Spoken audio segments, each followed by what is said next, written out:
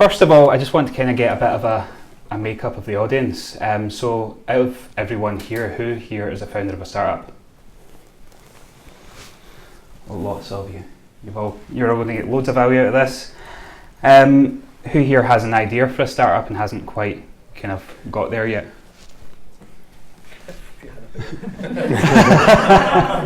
I know you two have started. Who here supports your startup? You do both. And anyone else who didn't put their hand up? No one. Okay, perfect.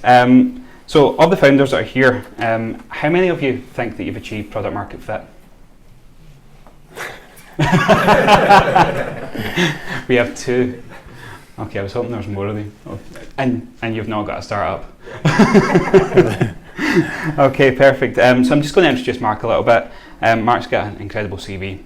He started off being an engineer at BT, VP and Director of Engineering at Cisco and at Lantec, CTO at Sumerian, COO of Skyscanner, and he's been non-executive advisor for the Data Lab, TravelNest and CareSourcer.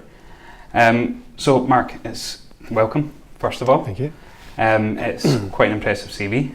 So coming from an engineering background, and then moving into operations and then to advisory, it's quite the journey that you've got there.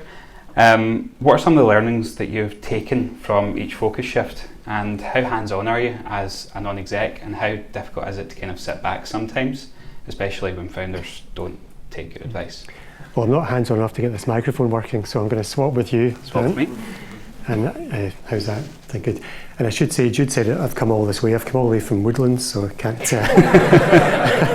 I can't expect too much for welcome, but on that basis. So just to recap your question, Dan, what are some of the things I've learned? Well, I've learned a lot of things that I shouldn't have done, but you might, in contingent your question might be the question, why did I start as a software engineer and then become an operations person, become a COO and all that? And this gets into the subject of, should you have a 5-year plan or should you not? And my personal view is that 5-year plans create stress for people because you're not really in control of the next 5 years. So as soon as you start diverging from that 5-year plan, then you start to feel you're failing. And you see a lot of young people, in Skyscanner who very, very diligent, very talented people who believed they were failing because in some aspect of the 5-year plan they were behind. So I always found it more useful just to think rather in terms of creating options for yourself. So keep learning new stuff, keep learning things that isn't directly adjacent to your current role. So if you're a marketeer, learn some programming, for example. If you're a software engineer, learn about digital marketing. And as you take those steps through the space of learning, options become available to you and you follow those options if you want to. It means that no matter how things turn out, you've got more than one path that you can follow. I think that the other thing I'd say, the only other thing I'd say right now for brevity is that people often talk about what's the definition of leadership. How do you get into a leadership position and what character should you have? Should you be an extrovert, an introvert, decisive, all this stuff? And I don't think any of those constructs are particularly helpful in practice. So I guess what I found is that leadership or a leader is someone who, when a problem arises and everyone else steps back, that you step forward, whatever that may be. And I found in my startup journey that, we'd be trying to write software. I wanted to be a software engineer, enjoyed writing software. And then you get to a point where you can't write software because there's a team issue or there's some other issue external to your ability to write code. So a lot of people sit there and get a bit upset about it and, just blame each other. If you want to fix those problems, you step into them and you keep stepping into problems. And I kept stepping into problems, sometimes with disastrous results. But then one day you turn around and find yourself in a different position, and eventually you find yourself in a leadership position. And really how I became a CEO at Skyscanner was the combination of trying to keep learning new things that weren't in my comfort zone and stepping into problems when sometimes other people step back from them is how I ended up there. It wasn't planned, but it was a better way to live my career, I felt, than trying to be overly prescriptive, overly formulaic, or trying to leave the unpleasant stuff for everyone else to fix. Yeah. Were there any kind of, within your journey before you got to Skyscanner, were there any what I call formative failures that led you to that point, or was the reason you can't get this mic working is because it's just run out of battery, so we're going to need to share. Yeah, from what I call formative failures, things that were kind of your turning point, that kind of brought you into operations or took you from engineering into something a bit more kind of hands-on in terms of management or leadership? I'll say no, and not because it was all a fantastic success. It's more because I've been making formative failures pretty much every day from when I started until probably yesterday. We had a large number of formative failures in Skyscanner. You don't see that when you look at the graph or the kind of retrospective histories and all that sort of stuff. But actually, we made quite a lot of mistakes that were really good mistakes to make because we made them early enough to learn enough to not make them when we were bigger and it was all more catastrophic. There's lots of mistakes that are formative failures I would think about. If I think about one in particular that I can probably generalise, it's that I think so many of us, whatever the size of your business, have a lot of intuitions about the business, especially founders. Founders are there first, so they tend to have intuitions about their market, about their product and so on. And the thing about intuitions is it's very easy to forget them and it's very difficult to communicate them. So you often see founders saying, why do these guys not get it? This is obvious. And say, well, have you explained it to them? They say, well, it's obvious. But intuitions are something you build up over time, and they're not communicable just by being intuitions. And if I look at our experience in Skyscanner and every other company I've been in, we had a lot of good ideas that were implicit. And it wasn't until we tried to turn them into explicit frameworks and models that we could actually do two things. One was be more consistent in our effective decision making, and the other was communicate them to an ever-growing team. And one of the biggest issues that all growing companies have is are the people in the front line of the organisation who are actually doing the hard work, are they as enabled as you were when you were the front line? So implicit models, they don't work. So if I was having my time again, I would strive as early as possible to make the model of your market, the model of your organisation explicit, understand its variables, understand its equations, if you like, so that you can communicate it and so that you can be consistent in your decision making. Because, I'll give you a symptomatic example of when you don't have that. If I walk into pretty much any company and look at the list of things people are working on and say, of these 30 things we're doing, which 3 of them will most drive growth in the company? Usually people can't understand, and I can't answer that question. We get into these mentalities of let's build features or let's acquire customers, but they can't understand that question. And that's because in that particular example, the company doesn't have an explicit growth model. So therefore, some of the work you're doing is useful, some of it is neutral, and much of it is counterproductive. And through my career, I did all of those things. We were doing at any one time counterproductive work, useful work, and neutral work, and we didn't know which was which. So that's a lesson that I would urge everyone to take on board. I'm sure we'll talk more about it as we go into more detail. Cool.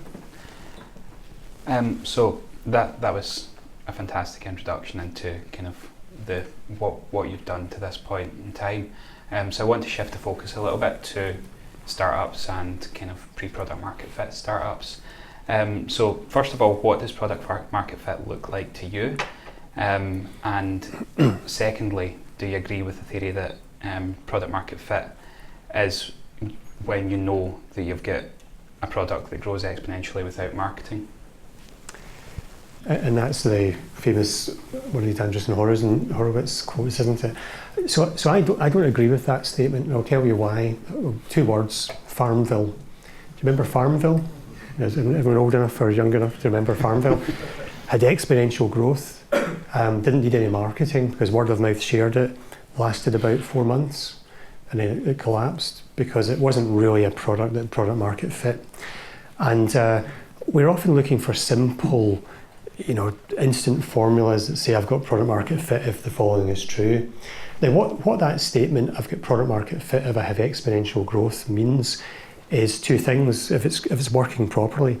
It means that I have users who keep coming back, or participants or customers, and I have word of mouth running. People are telling other people about the product. Or I have network effects running, that people want to be on the platform because there's some advantage to being on an ever bigger platform.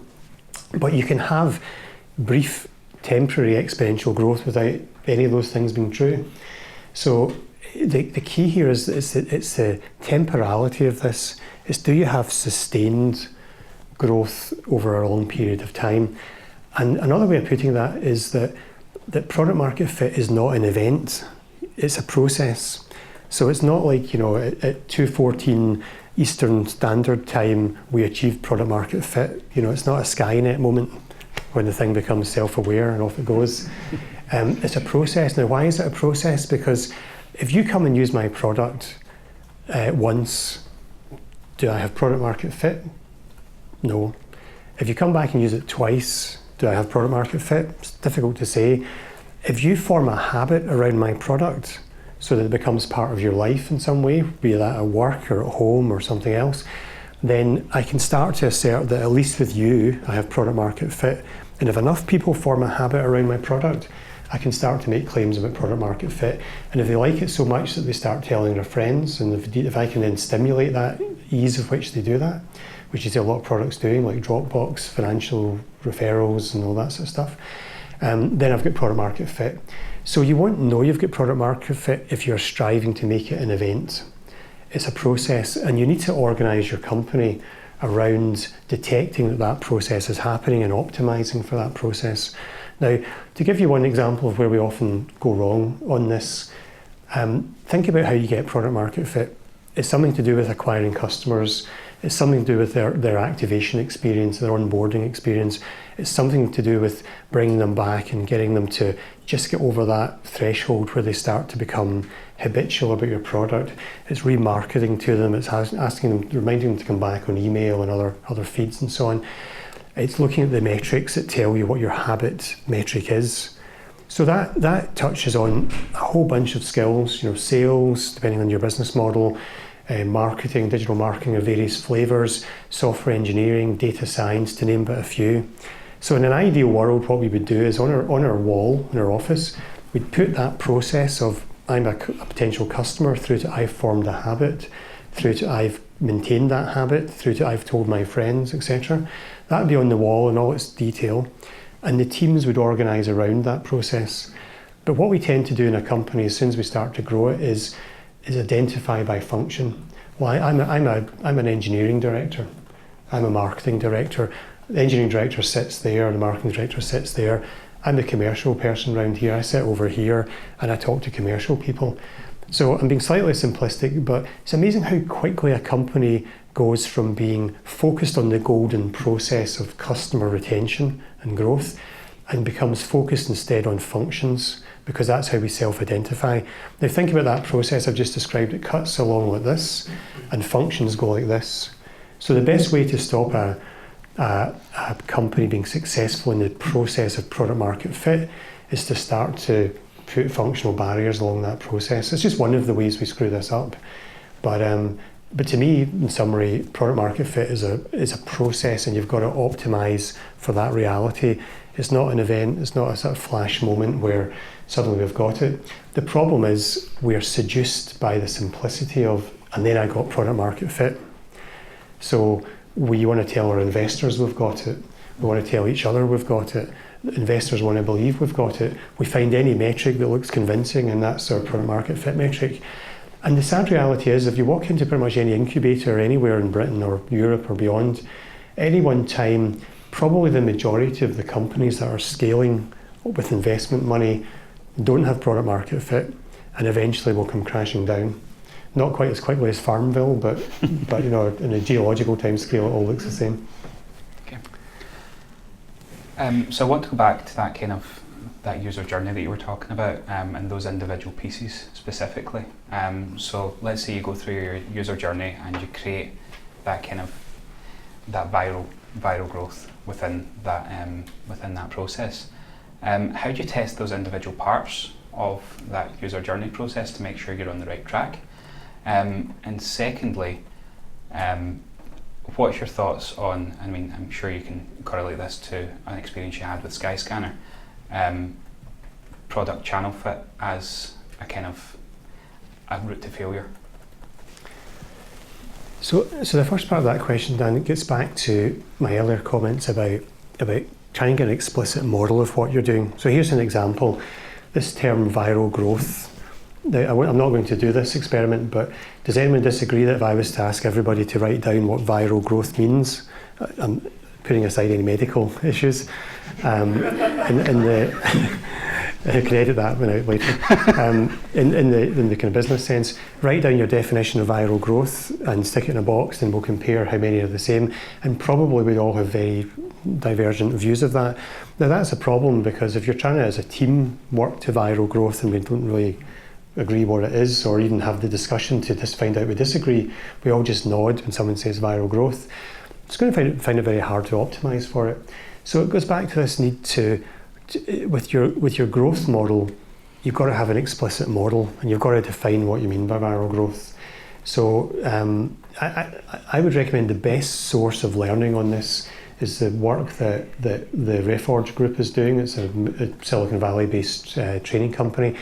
But in advance of that, read blogs by people like Brian Balfour or Andrew Chen, these kind of guys, because they've taken considerable efforts to try and define what we mean by a viral loop, and how to measure that loop, etc.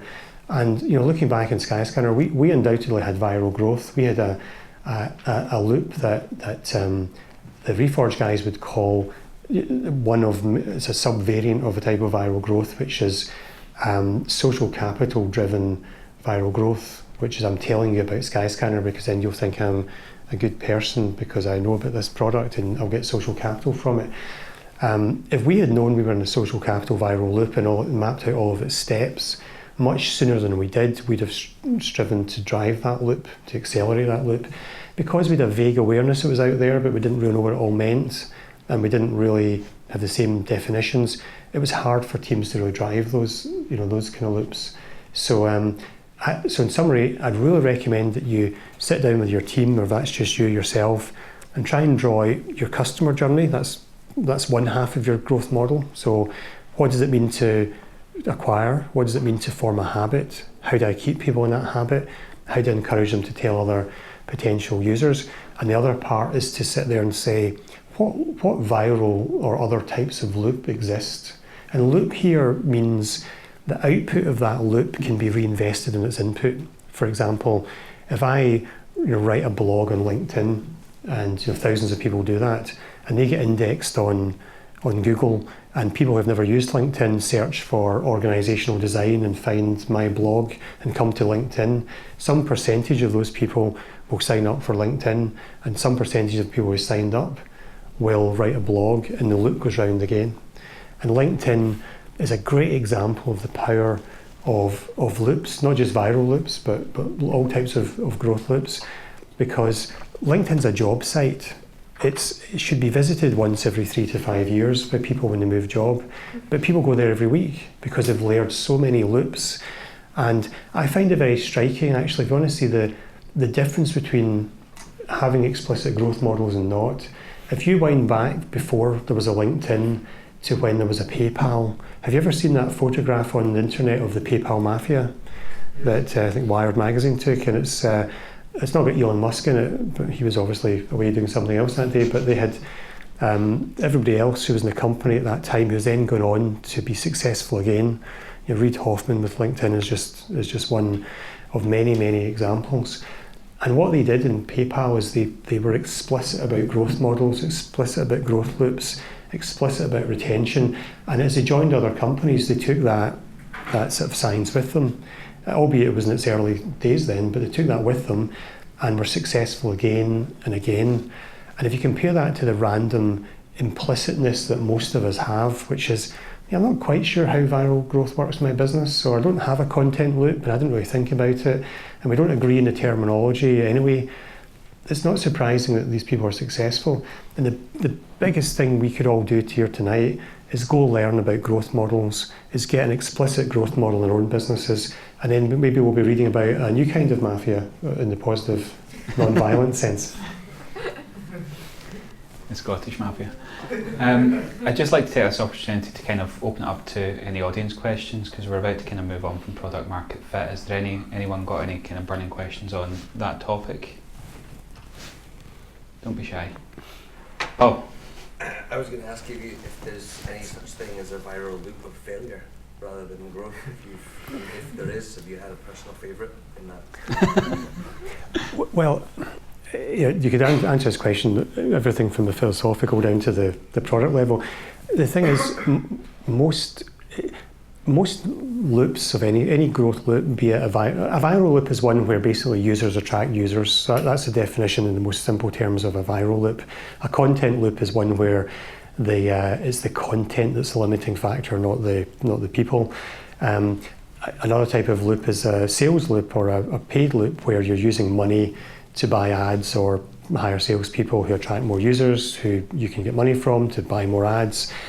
And whichever of those types of loops you use in your business, be they sales or viral loops or content loops, they tend not to look like YouTube's original loops, where every time someone received a video in the early days, they'd share it with 5 other people. So the viral coefficient of that loop was greater than 1. And very, very rarely do we get viral loops that go greater than 1. If you do, then that's fantastic.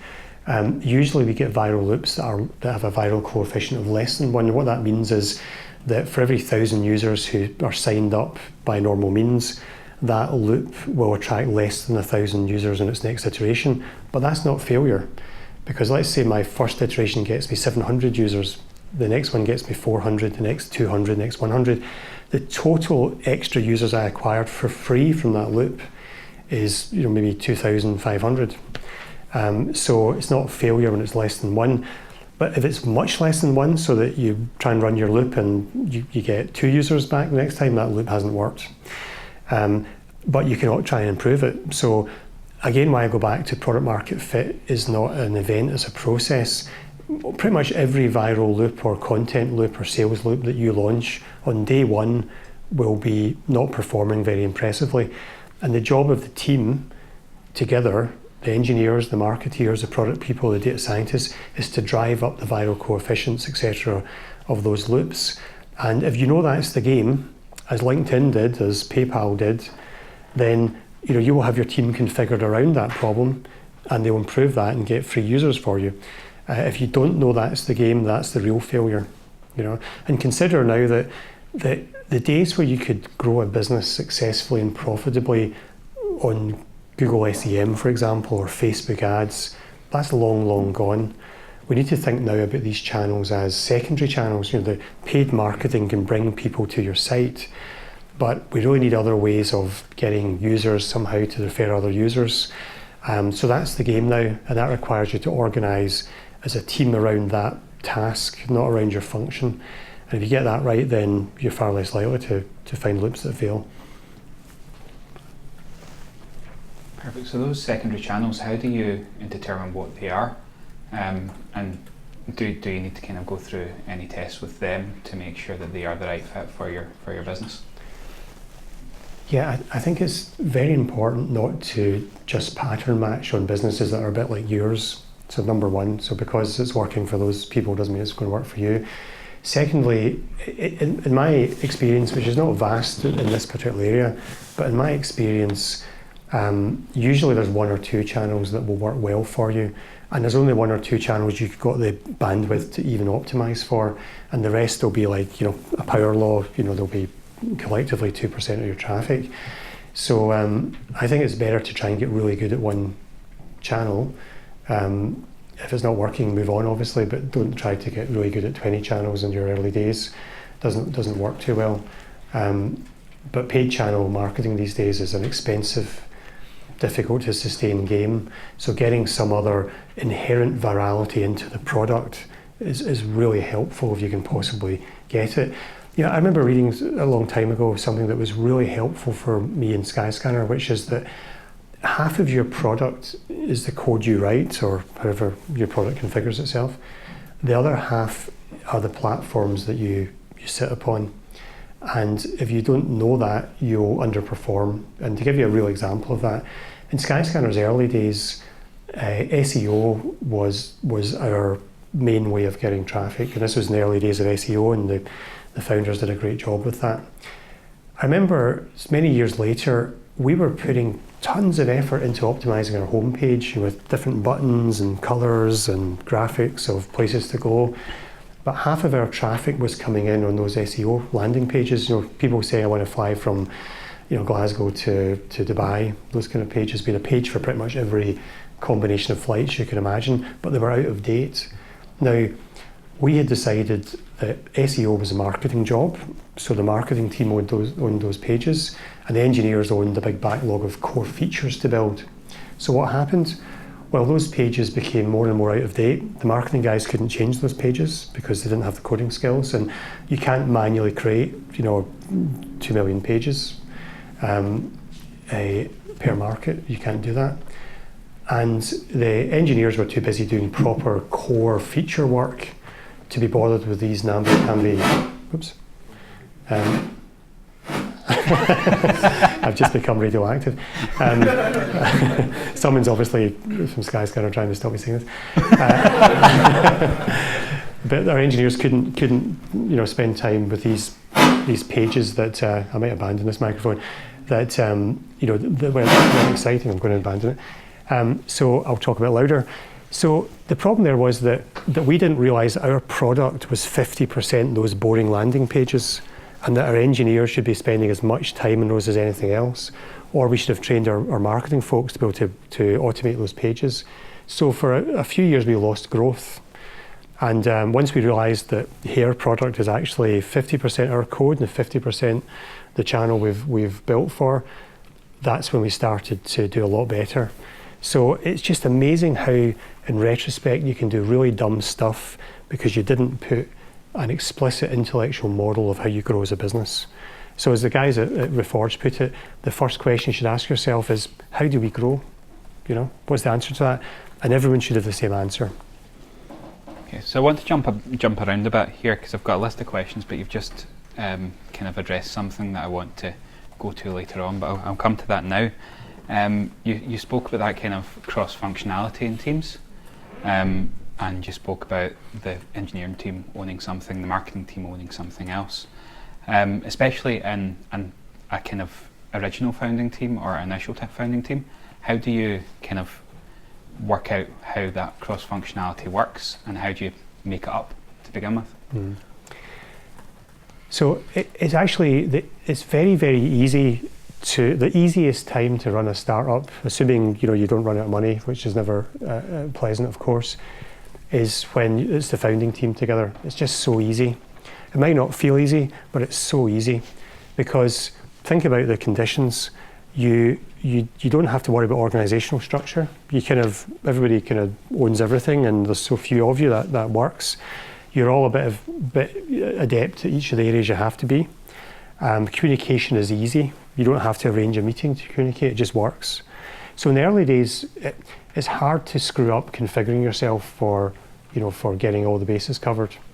As you start to grow, that's when the problems start. And I've always been struck that even companies that have product market fit or a pretty good shot at having it, when they get to about 30 people, they almost always break because the organization implodes. It doesn't scale the way it used to work. So for example, if you think about what the three parts of an organization are, it's people, it's the processes you ask them to operate, and it's the structures you ask them to operate within. And they'll come out, there's always a point where that combination that used to work really well, like when there was 10 of you, suddenly breaks. And when it breaks, it doesn't break in a neutral way. It breaks against you, and it creates resentment. For example, imagine that we start a company, and on a Friday afternoon we go down the pub, have a beer, and discuss our plans for next week. This is sounding great. Sounds good so far, right? Now, let's imagine we added 3 more people to the company. That still works well. Let's go down. It's even better because we have a chat. Pub. Yeah, somebody else can buy the beers. Now we've got 10 people. And we can't easily get round that table, but we can still manage, so it's okay. sometimes the 11th person in the company doesn't come because he or she's got to pick up their kids on a Friday night from nursery, and employee 12 doesn't really think that the pub is an appropriate place to go and have meetings. But the rest of us can still make it, so it's fine. Now we just need to turn that dial a little bit more before we realise that the employees of the company who can't make it down to the pub or don't think we should be in the pub resent us because we've disenfranchised them. They're not neutral to the issue. Not only do they not know what's going on, but they resent you for it now. They're not going to come and tell you that right away because you tend not to come and speak truth to power, but they resent you for it. So that's a very, very simple example that things that work really well at one level of scale very, very frequently break at a next level of scale, and most companies don't transition successfully through that. So this question of what's the right way to configure yourself as a team never goes away. And I'd say it's almost a geometric sequence. In my experience, I've seen that we tend to break between 30 and 50 people. If we get through that, we break at 100. If we get through that, we break at 200, 400, and 800. There is a neat mathematical formula for that. But I was struck by just how regular that is. And those breaks can kill a company. I would argue that you're seeing such an inflection point hit Facebook just now. What used to work really well was stand up and tell the company that our mission is to connect people, and hope they don't notice that our mission is really to increase quarterly revenues because we're a public company, and we're really secretly asking everyone to do everything they can to get that done. And now that's broken. It doesn't work anymore. Once it worked really well, when the company had plenty more growth coming for free, and we could all talk about the conceit of connecting the world, and it all just worked. And now it's broken, and it's broken so badly that the company is in some level of existential difficulty. So my advice to you is decide what it is that your organisational model runs on. In the same way as I mentioned for growth, you've got to have an explicit model, you've got to have an explicit organisational model. And the advice I would give you, because people say, well, how do you reorganise, and for what do you reorganise? And it's less about who owns which hat. It's about something else for me. And the way I want you to think about it is when you start a company, you have 100% agency. You can do it. You can do it whatever you think needs to get done. You have the resources to do it. That's you. You have the permission to do it because you gave yourself that permission. You have the understanding to do it because you understand your market. You're fully trained in the situation you're in. And now imagine your employee 400 or even 100. Does she have the same agency you had when you joined? Well, you did a bad job of onboarding her because there's no up-to-date strategy pack to show her, and you're too busy to tell her the strategy. She's not really sure what she owns because you've not really got clarity in your organisational structures. So she hasn't got permission to do her job. And she's not really trained sufficiently because you've been neglecting training your first line managers to be able to drive performance in the business. So what happens as you grow the business is that the agency of the frontline people falls. Whatever their titles and roles and responsibilities, it falls. It's not the same as the agency you had. And I've seen a lot of companies try and fix that problem by maintaining agency at the centre with the core team. Have you ever felt the kind of mockery that when you see the senior guys go into a room to opine on things and we all wait outside to hear the answers? What's happening there is that their ability to make decisions about your job is reducing because they're getting further and further away from the reality of your job. And your ability to make decisions is reducing because you haven't got that agency. So the organisation starts to slow down. So the lesson I learned is, however you configure yourself, always ask yourself, today, do the people I'm hiring or on the front line of my business, which initially is me, but increasingly isn't, do they have the same agency I had to make decisions, to get the job done at speed? Do they have the training to do that well? Consider, for example, managing a team of 3 people and a team of 30. It's different jobs. So what might be agency at one point is not agency later. So you've got to keep reinvesting in that agency. But if you can walk away from that and say, agency is roughly a constant in my business as it grows, organisation is going to be okay. If you can't say that, or if you don't know, then you're going to hit, that's where the problems will really hit you organisationally.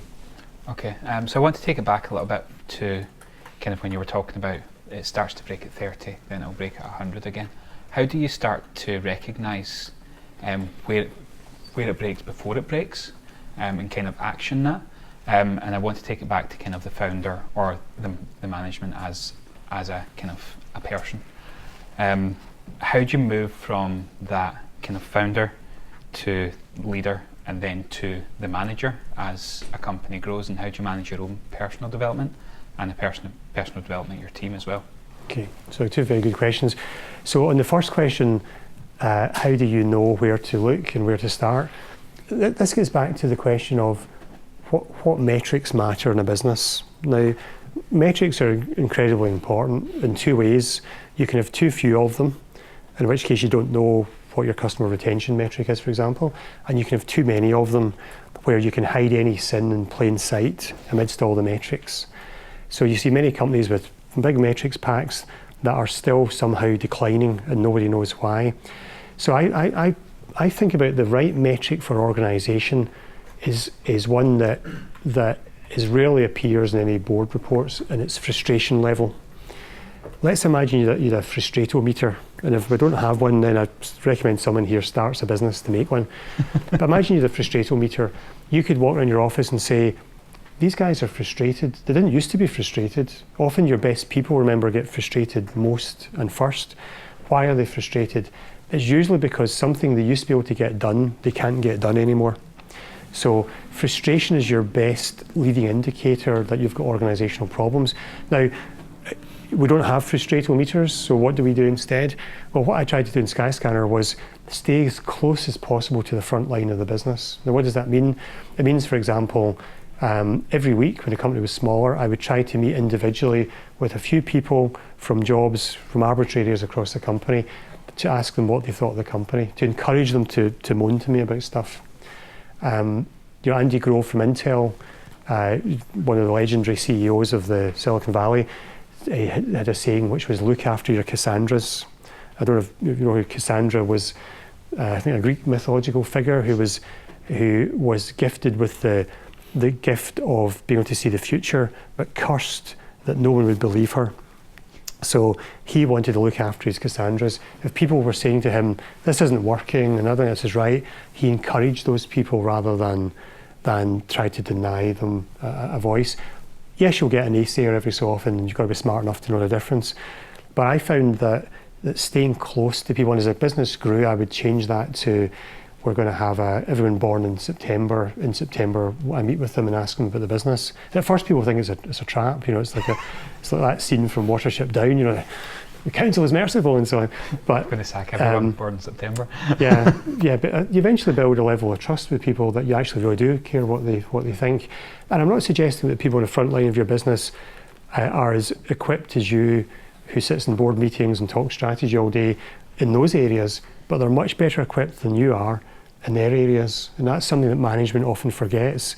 I would recommend if you're the sort of leader who organises a Ask Me Anything session or a town hall session, that you change the name of that every so often to a Tell Me Anything session, where you don't do as much talking, because this idea that we somehow cling to in hierarchical societies, that the leaders are all knowledgeable and we are lucky enough to come and ask them stuff, is wrong. You've got to invert that model. Leadership is really there to ask the question, how can I support the front line of this business to be successful? Like an army is structured nowadays to say, how can we get the right supplies to the front line early enough? So that's a really important part of it. Now, the question about how should founders scale themselves, the thing that most disappoints me in my career and in my journey through working with startups is, if you consider that when you grow a business, people can scale out. It's suddenly too hard for them. That happens. That's fixable, but it doesn't mean you have to leave. It means you have to keep up with growth. Structures can scale out and processes can scale out. Founders and CEOs are often very focused on, is my team scaling out? Am I investing enough in their training? Should I change them out for more experienced people? Do we need to restructure the company? But how often do you hear founders say, and what about me? Am I scaling out? And very often, because of that, the greatest retarding force in a business is the founder's in unwillingness to look at him or herself and say, what do I need to do next? So, for example, let's say new technology comes in, it's about blockchain or continuous delivery or whatever it might be. I'm not saying these things are right or wrong for your business, but as a founder, you really, really owe it to everybody to have educated yourself in what that stuff's about. So if machine learning is getting talked about and you're working in, fintech, have you gone on Andrew Nigg's Coursera course to find out what that's really about? Or did you just read a kind of 2-minute Medium article, sufficient to get the buzzwords so you can bluff at the board meeting? So, that's a very common model. And where founders most neglect their education is in organisational design. I'm the product person around here, I'm the visionary. This management stuff, I'm not very good at it, and they make a joke about it. It's not funny. It's not funny when people are depressed and unhappy because you are not maintaining the organisation's health because you didn't understand the subject. So I would urge everybody to, who's in a founding position, but not just in a founding position, but especially a founding position, to recognise that the person who most needs educated at each level of growth is you. So is it your responsibility as a board member to then identify that and to advise the founder to kind of go on that personal development? And how have you found that kind of moving from being part of the kind of exec team to being on the other side of the table? And have you had it happen on both sides? Yeah, I found that personally difficult because I spent 25 years at one side of that metaphorical table, and what that gets you is you get to own from the conception of an issue or opportunity through to its implementation. So you go very, very deep, but you always wonder, was that just us that had that problem? What I'm doing now gets me is a chance to look at lots and lots and lots of companies at all different scales and start to spot patterns, and that's very valuable as a complement to my prior education. So I find that useful. I must say I had lots of very tough board meetings when I was an executive, where people were basically telling me what I didn't want to hear, which was I wasn't scaling fast enough personally, we're doing something wrong. And yes, when I work with founders, I do often have to tell them the same thing, and I don't particularly enjoy that because no one wants to give anyone a hard time. But what I've learned is that as a founder, you've got so much to do. You sleep and you dream and you eat your breakfast thinking about your company, and it's very, very valuable to get someone who's a fellow traveller who's been through the same sort of journey, who will honestly tell you when you're screwing up or when you're in danger of not growing fast enough. And neither party enjoys that conversation, but it's an incredibly valuable conversation. So yes, I have those conversations a lot, not because of some sadistic trait, but because it's an existentialist issue. The company will fail if we're not honest with ourselves. It's very easy to construct a web of delusion around yourself, and we always joke about Steve Jobs' distortion or reality distortion field, but in the real world, where most of us are, we construct reality distortion fields too to make ourselves feel less stressed, and that can cause us to be the last to accept that something's not working. But the market doesn't care. The market will still kill your business regardless of how successful you are in deluding yourself that everything's okay. So if you can find people who will really tell you the truth, then bind those people to your heart, because they're invaluable. And sometimes they're people in your company, sometimes they're board members, and sometimes they're other people. Okay, so you spoke a bit about kind of pattern matching and working with a whole range of startups and a whole range of companies. So I want to spend a bit of time kind of talking about what the topic of this kind of conversation is about, understanding the anatomy of failure. So how do you understand those failure patterns and kind of prevent them before they happen? And what are some of those failure patterns that you've seen? Well, we could take this to a deeper level than we have time for, but maybe just to start at the top and go down a layer. So, to me, the major failure pattern is the lack of as I was saying earlier, an explicit growth model and an explicit organisational model. That's a a key failure pattern. And at the same level, I'll add one other thing, which is a lack of a personal beliefs model. Now, what do I mean by that?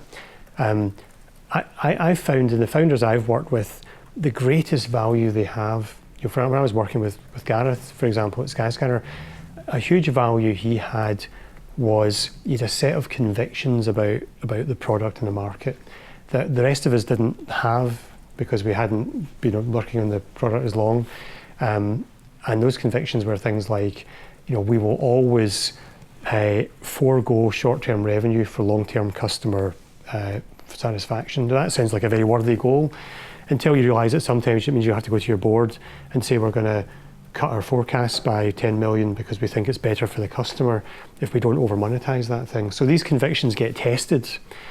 So you see many founders, we all lack confidence, all of us. We all think we are maybe not quite the real deal and we're going to get found out and so on. So we read all this stuff and we come to meetings like this and someone like me gives you glib sound bites and we thrash between belief systems and we're not consistent in our thinking.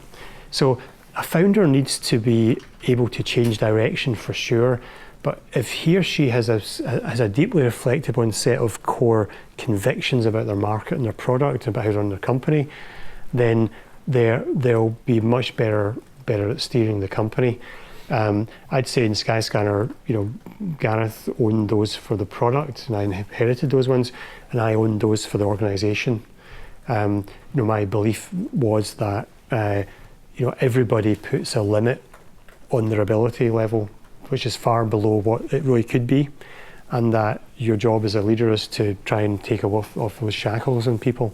That we should listen to our front line, educate our front line, empower our front line, and we'll get genuine scalability, etc. So these are principles I had. And I use the word conviction because it's very helpful for you to know the difference between a conviction and an opinion. I have lots of opinions. Like I heard the other day that, there's a new, tool that's better than Slack. That's interesting. That could be my opinion too, but it's not a conviction. So I could easily change that opinion, and I probably should change that opinion quite regularly. But my convictions, I should hardly ever change those because the company's built on those convictions. So in summary, explicit growth model, explicit organizational model, example, optimize for agency, and a set of explicit that you've really thought about personal convictions as a founder or early employee will avoid a lot of errors.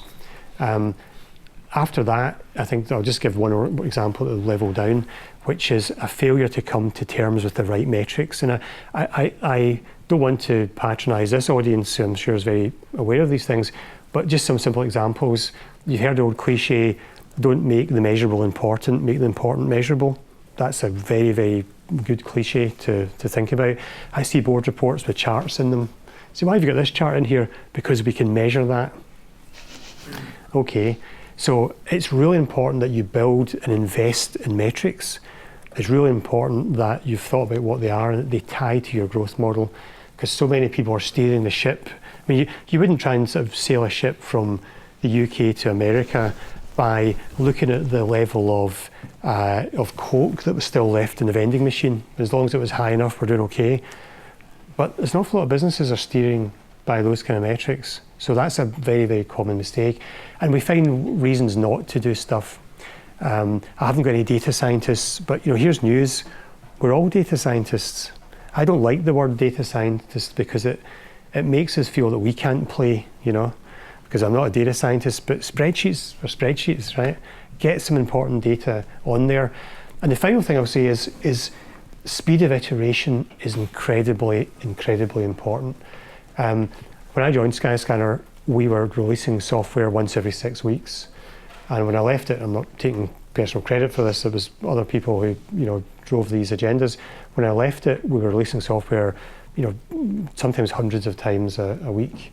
And that meant we could stop speculating, we could start trying things, So when I joined Skyscanner, the biggest skill we had as a management team was speculation, because we couldn't get any software out the door fast enough, so we would get very, very good at arguing about who was right.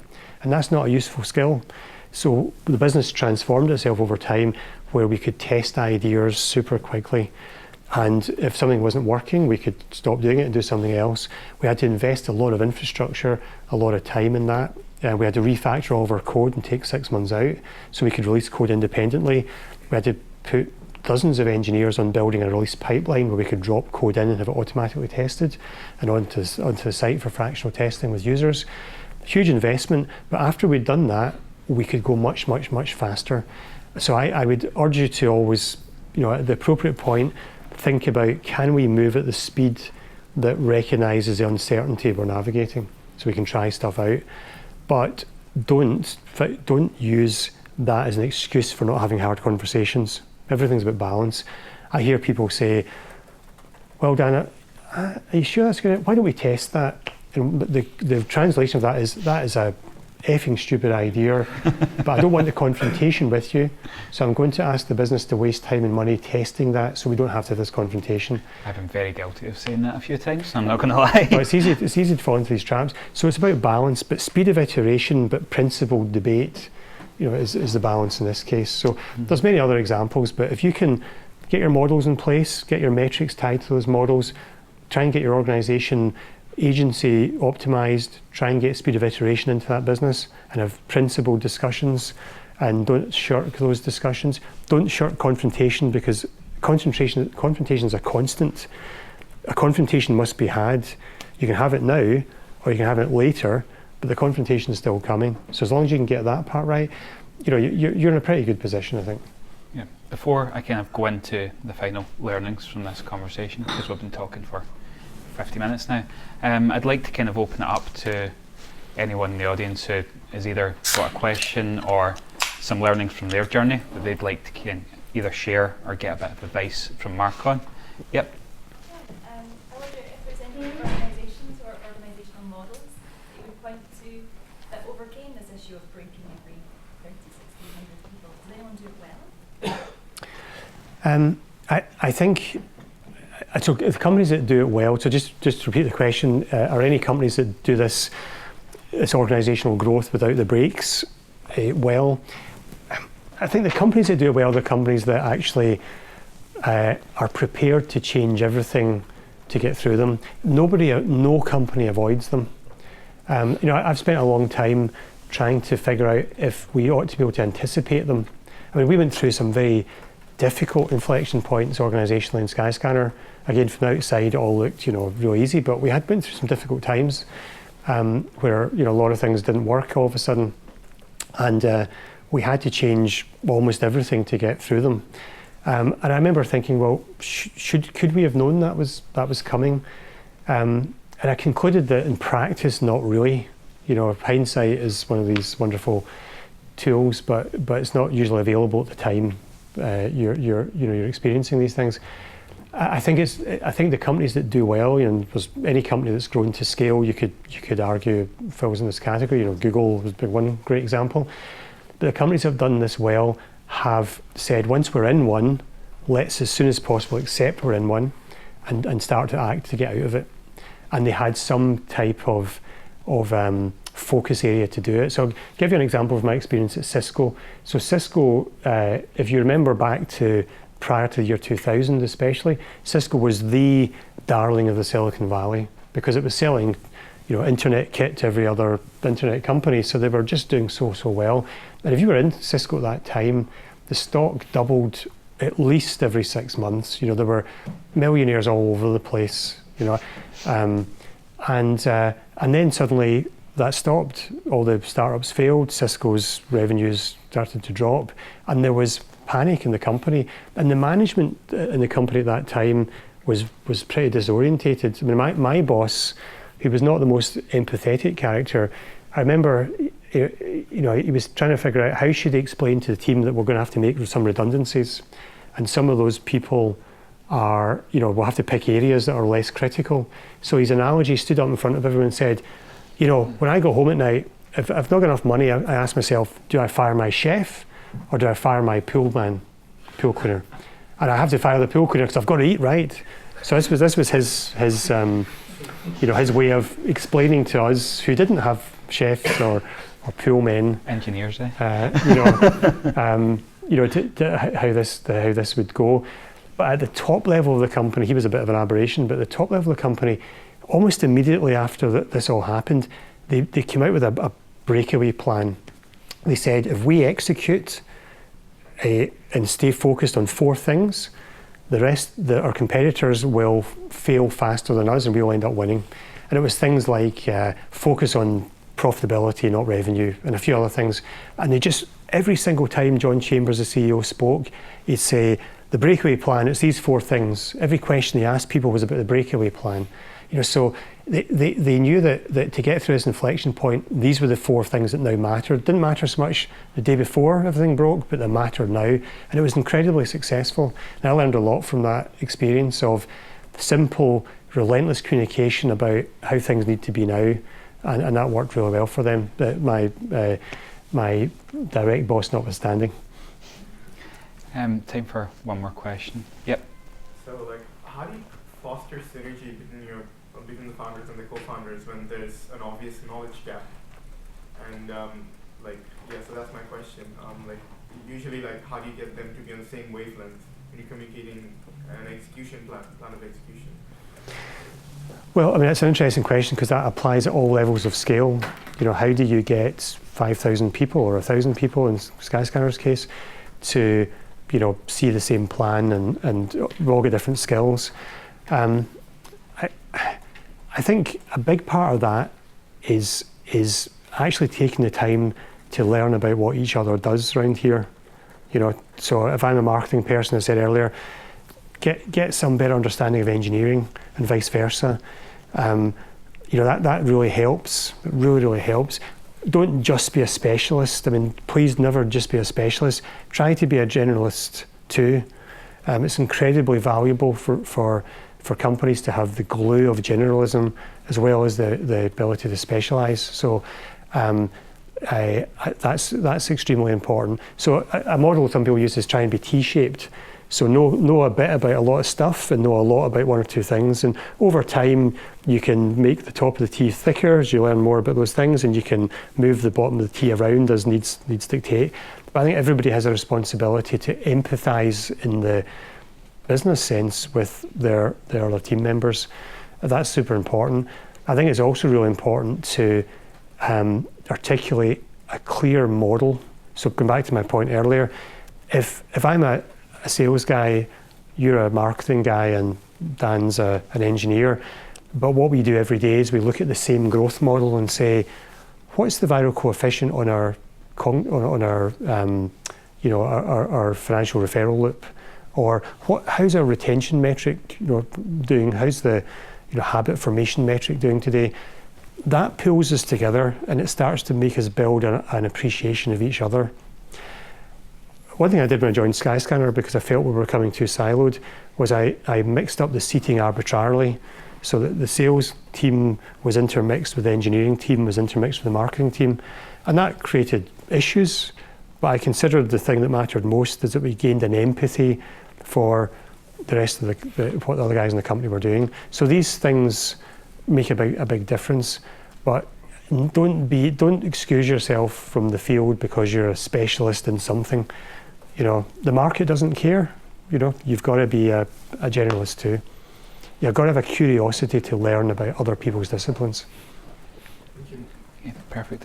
Before we wrap up, I had a few questions, but I'm going to just ask one now. So let's say there was one startup that you wanted to kind of be involved in and invest in the next 12 months, kind of a request for startups per se. There's a few people out here that want an idea or want to kind of get involved. What would that be and why?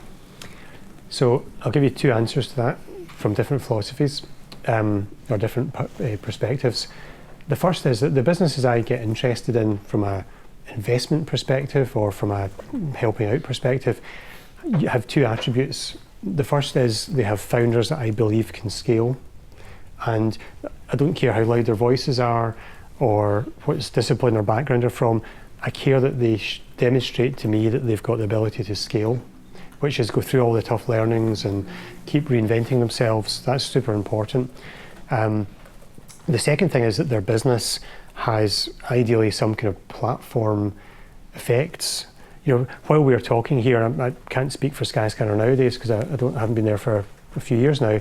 But while I'm talking to you, Dan, my guess is that Skyscanner is growing because users are attracting airlines, attracting users, attracting travel agents, attracting users, attracting travel agents. So it's a great model. It's a network effect. So those type of businesses are attractive because they've got the potential to scale. So I'm interested in those businesses. But if I was to give you a more personal answer, it increasingly worries all of us that we are running a very unsustainable species here in the human race. And I think we've got it's heartbreaking that we won't find on the front page of our newspapers anything other than Brexit tonight or the Mueller report in the US.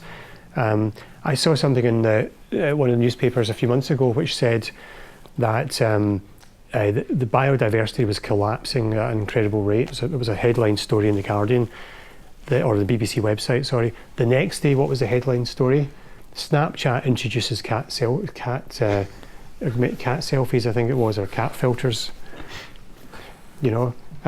I think as a species, we really do need to think about, how long do we want to continue this? To make these kind of discussions worthwhile.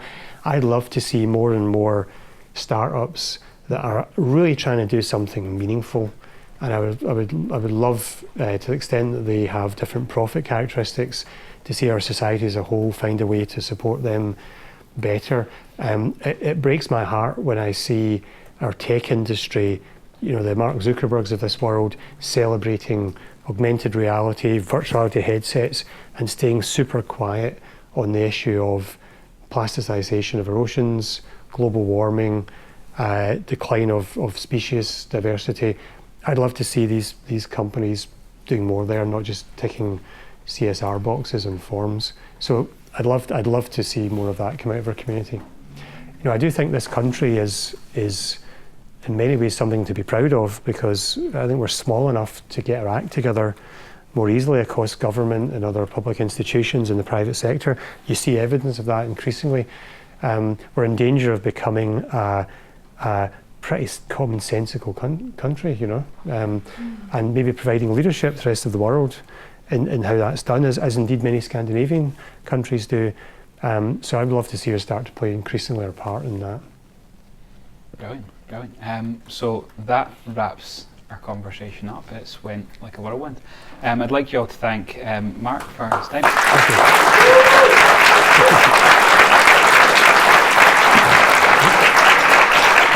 Just in time.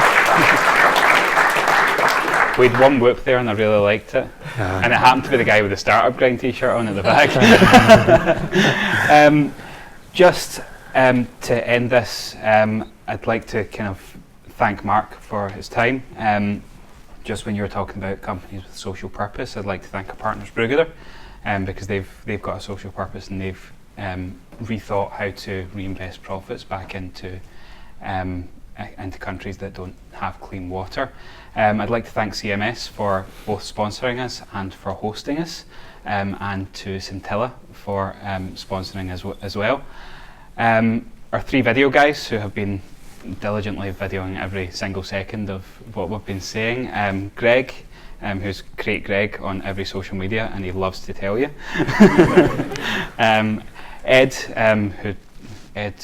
Edward Joe Creative.